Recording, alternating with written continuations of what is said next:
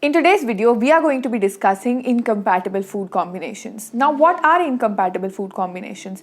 Incompatible food items are those items which, when consumed alone, can do wonders for your body. But when consumed together, they can be as harmful as poison for your body. So, in this video, I'm going to share with you 18 types of incompatibilities that exist according to Acharya Charak. So, let's get into the video.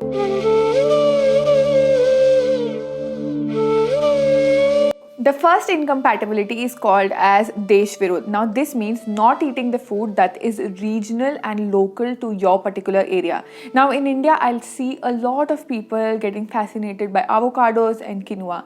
Now, they are great food items, but they are not best for Indian population. Why? Because the food that is grown in 100 kilometers of range suffices all the deficiencies and the climatic changes that you could be going through because you are staying in that particular area. So the food naturally supports all those changes. The second incompatibility is called as Kal Virudh. Now this means not eating according to the time that you are in. So for example, if you're eating late at night, even that would be considered as Kal Virudh. Or if you're eating hot and spicy food in summers, or if you're having ice cream in winters, even that would be considered as Kal Virudh. So certain food work best in certain weather conditions and certain timings, and only in that time you should be having those food. For example, you can have salads, more of salads in summers probably because they are cooling, but not in winters. And similarly, if you have soups in summer, that can cause you a lot of acid reflux.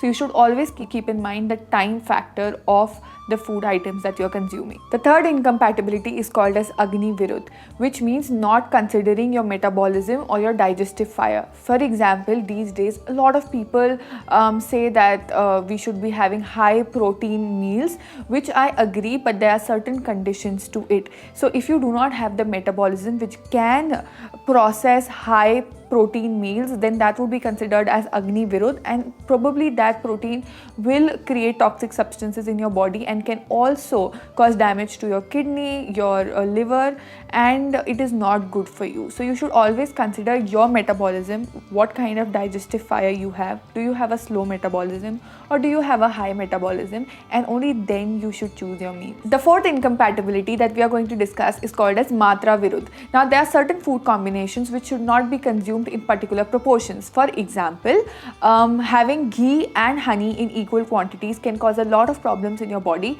So you should always make sure that whenever you are having ghee and honey together, either you mix it in 1:2 ratio or 2:1 ratio, but never in equal quantities. The next incompatibility is called as Satmay Virudh, which means not eating according to your body constitution.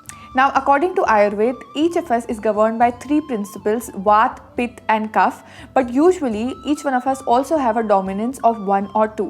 So if we do not consider our Prakriti, our basic body constitution, then that would be called as Satmay Virudh.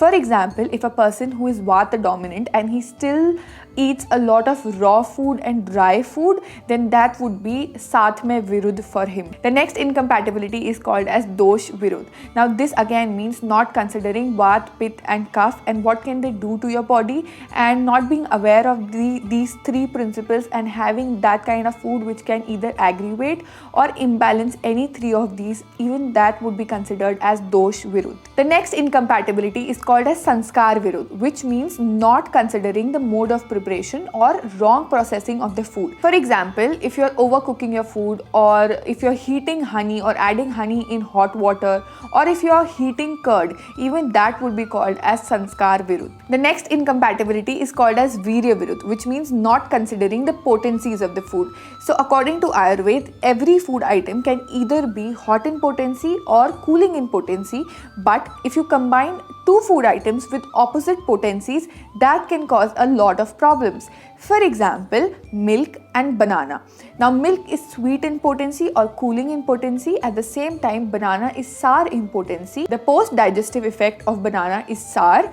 So when the sweet milk and the sour banana combine in the stomach, they can curdle up and ferment in the stomach for a long period of time, creating toxic substances in your body. So again, that would not be a good combination. So you should never combine milk with any kind of fruit and either in the form of chia pudding, acai bowls, or even if you want to have smoothies or milkshakes, please never combine milk and fruits together. The next example of this could be milk and fish as well.